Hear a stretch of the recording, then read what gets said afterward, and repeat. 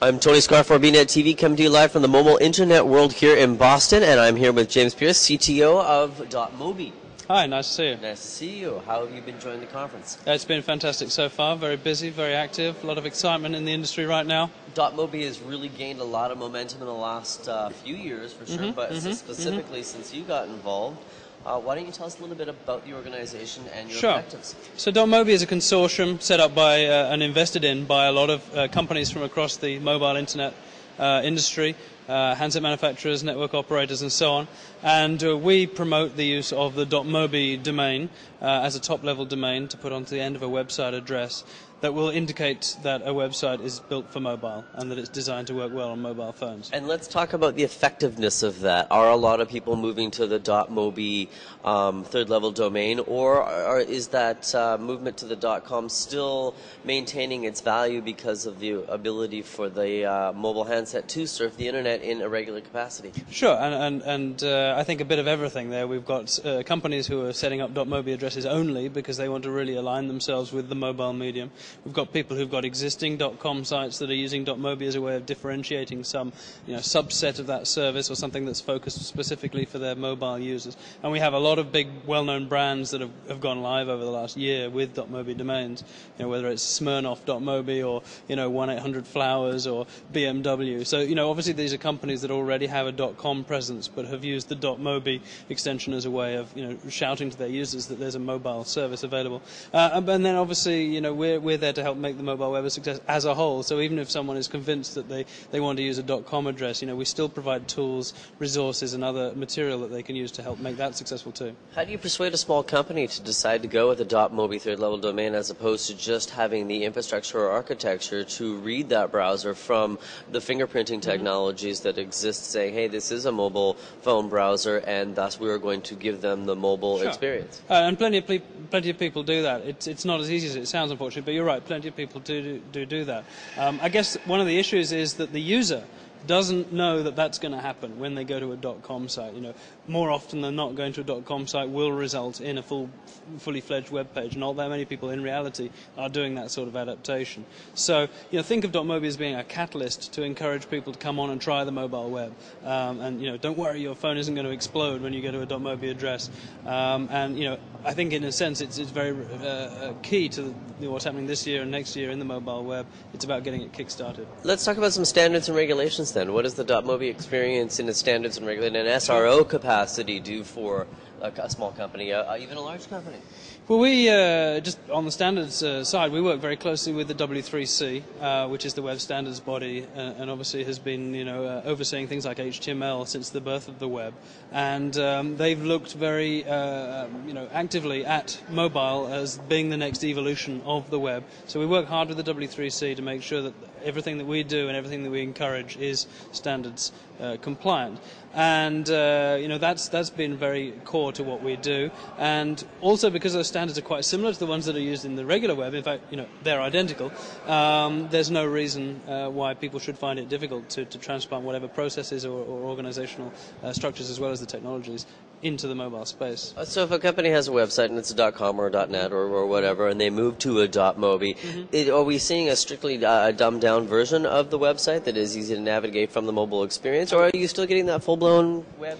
Well, I would never use the word dumbed down because I think mobile is if not a peer platform, it should be a first-class citizen. I'll caveat within saying is that converged experience. Sure, I think users should have a choice. Maybe they have a browser on their phone that's going to be capable of browsing the entire .com site and rendering it perfectly. And obviously, with things like the iPhone and the Nokia S60 browser, there is technology out there that is capable of delivering that experience.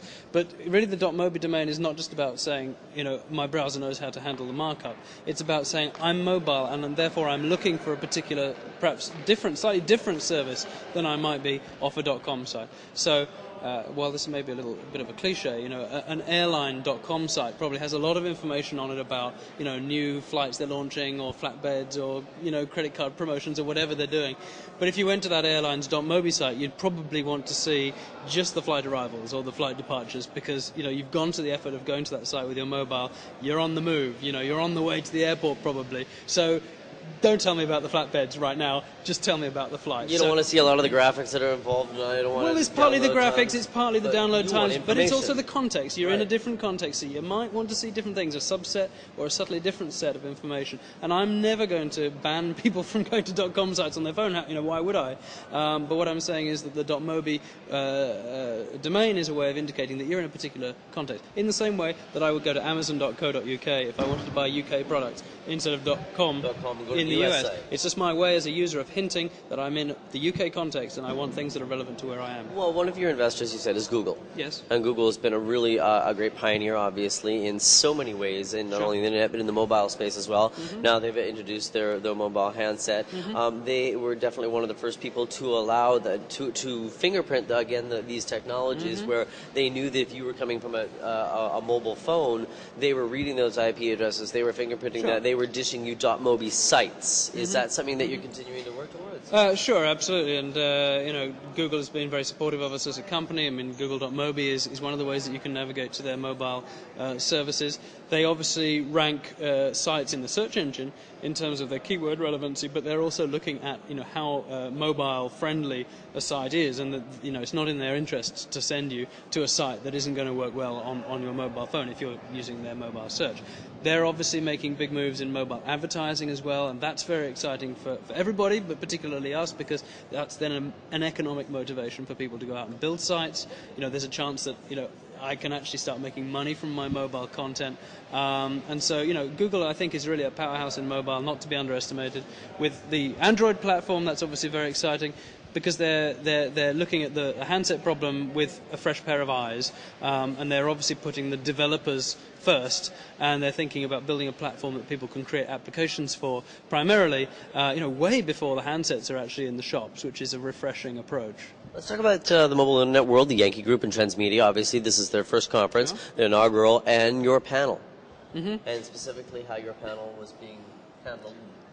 Go ahead and give us a little bit of Well, in fact, panel in the plural, actually. I've done a couple of things. So, yesterday there was a pre-conference workshop with the W3C, which obviously we're very actively involved with. That went very well organised. And then today we've had, again, more W3C activity, and I've been involved in a panel. Well, I've got a panel this afternoon, rather, and again another panel tomorrow, and a chance to talk about the vision for the mobile web, and it's falling on the right ears. I mean, it's a very well organised conference. They've got some really top-notch speakers and thinkers here.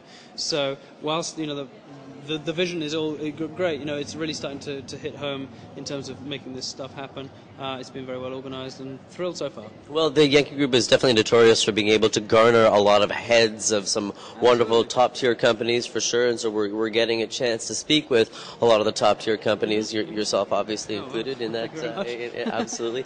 And it's been a pleasure actually being able to speak with you and get more information about the .mobi, and I know that I'm going to be seeing you at probably CES and CTIA I should think so. coming up quite shortly. You betcha, for sure. And as I said, enjoy the rest of the conference. It was a pleasure speaking with you. Thank you, and you. I'm Tony Sklar here at the Mobile Internet World in Boston.